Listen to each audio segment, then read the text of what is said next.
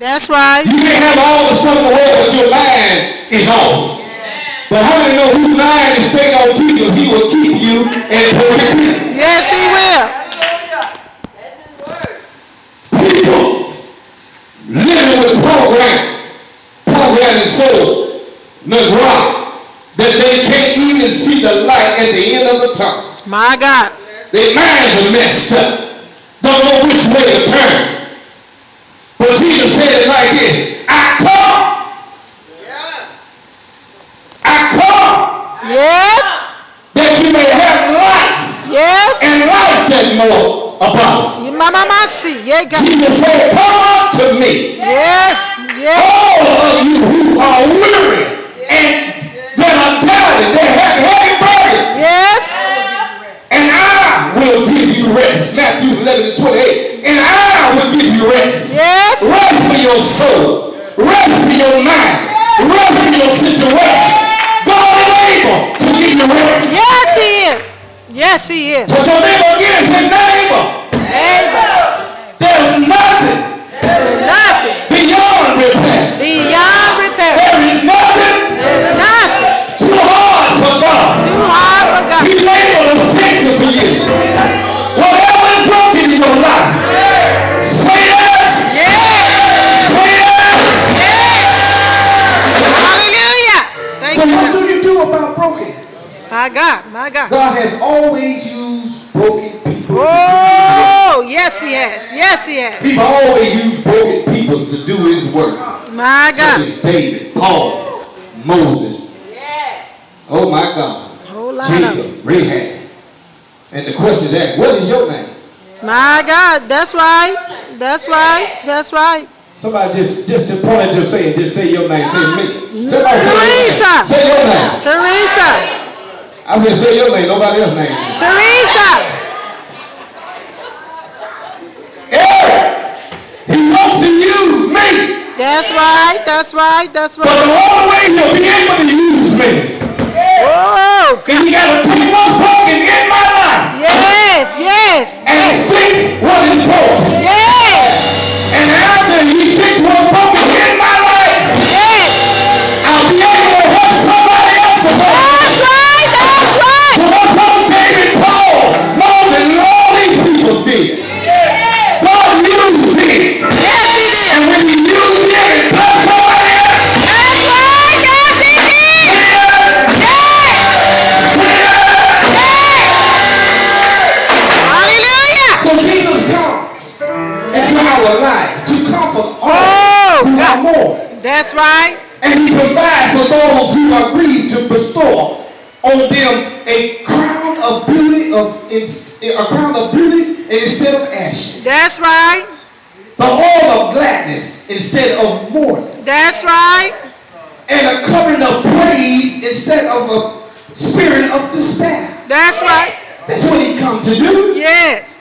He come to do it for you and I because he knows what we're going through. That's right. He knows the brokenness in our hearts, in our minds, Yes. in our spirits. And God knows how to mend those things. Yes, he does. But we got to learn to put our hands in God's hands. That's right. Somebody say yes. Yes. Somebody say yes. There was a story that I'm reminded of. There was a woman that had the issue of blood. She had a problem. And she had a situation. You can just say it was a broken situation. Something she couldn't do anything about. And the Bible says she tried everything. She tried this thing. Yes. She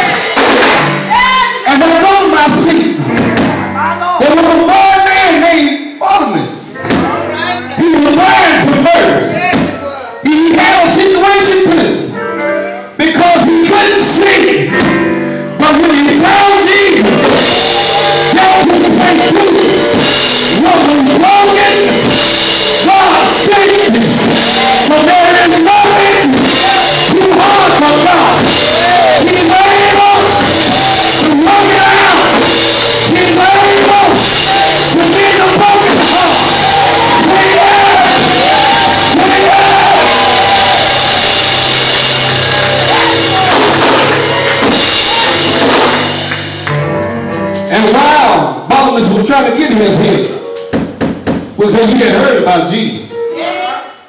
While he was getting this, trying to get his healing, they were telling him, be quiet, he too loud. He too loud. That's how the enemy wants you to be quiet. He don't want you to holler out Jesus when you need his help. If you keep your mouth shut, then you can't get your praise on. You can't get your mouth open enough to understand that God is there for you. You will mess up every time. But you got to learn how to call. Not just when you're in trouble, but you got to learn how to call. Because there's some broken things in my life. And I need God to fix it for me. I need God to work it out for me.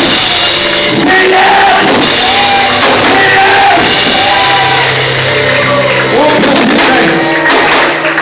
Whatever is broken in your life, God is able to repair what is broken.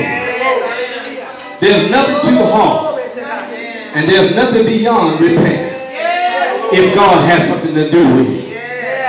Too many times we as people of God walk around with all these broken pieces in our lives, and we won't give it to God so God can work it out for you.